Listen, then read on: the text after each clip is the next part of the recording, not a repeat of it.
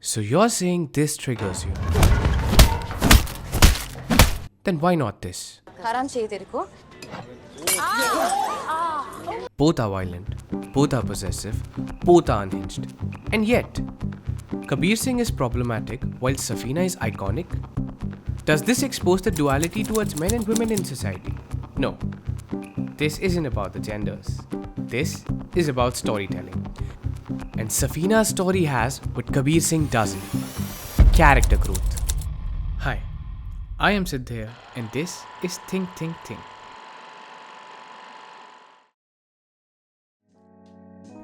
Safina comes from a conservative family, and so we all can relate or at least understand her frustration of being constantly told that some things are just not meant for her. And these are not things like a top that won't look good if you have a chubby stomach, which is also frustrating to be honest, but serious things, like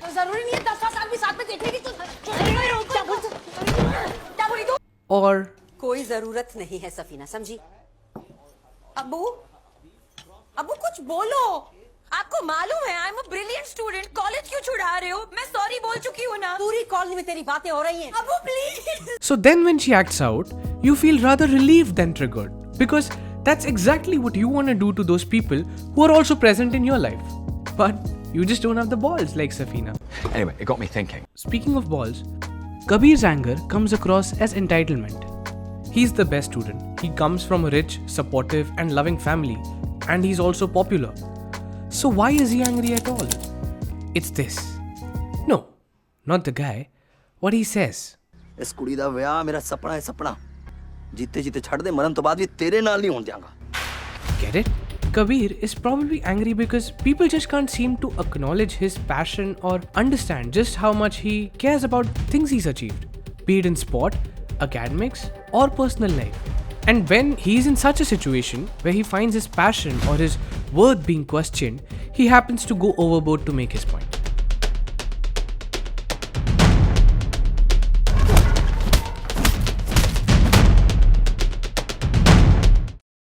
These nuances of a character are often resolved or given more clarity through the character arc that traces the change in the character. And perhaps that is where Kabir Singh might have messed up.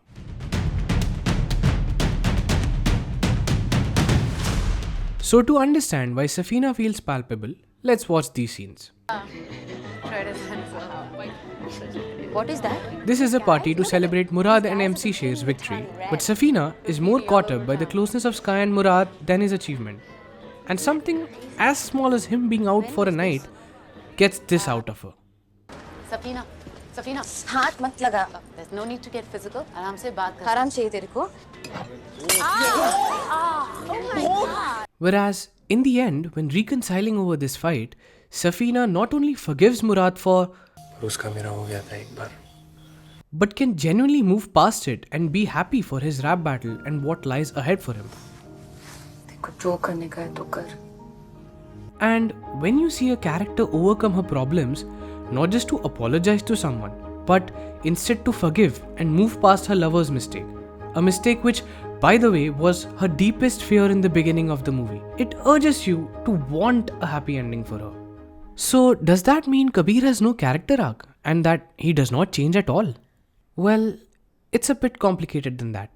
Kabir is short-tempered and arrogant, but these were not his real issues. Both his anger and arrogance was in his control and he used them to his benefit. And in fact, when Preeti enters his life, these issues seem to fade as Kabir becomes softer and softer. Like here, Kabir actually says sorry. Hey! What's wrong with you?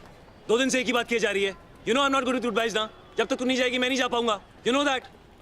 मर रहा हूँ क्या मैं?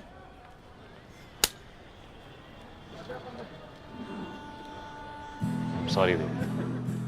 I'm sorry. One flaw that remains persistent even in this exact scene is his adamant nature.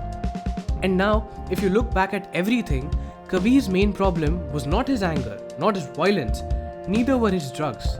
It was that Kabir just won't budge. Not in front of the college dean, not in front of his father, not in front of Preeti's father, and neither in front of Preeti. In fact, the second half of the film takes shape from the fact that Kabir would not accept his defeat of losing the love of his life because of his own problems. And instead, he doubles down on his stubborn nature and ends up losing another valued part of his life, which is his medical license. Now, one might argue that this is a great loss for Kabir's character and it should help us root for his happy ending, especially when intertwined with the death of his grandmother, who is the only one Kabir felt at ease with. But I disagree. Because if Kabir's medical career was the most important thing to him, he wouldn't have dropped out of his college, let alone being convinced otherwise because he saw a girl. So, to be honest, the only true sacrifice that Kabir could have made was Preeti.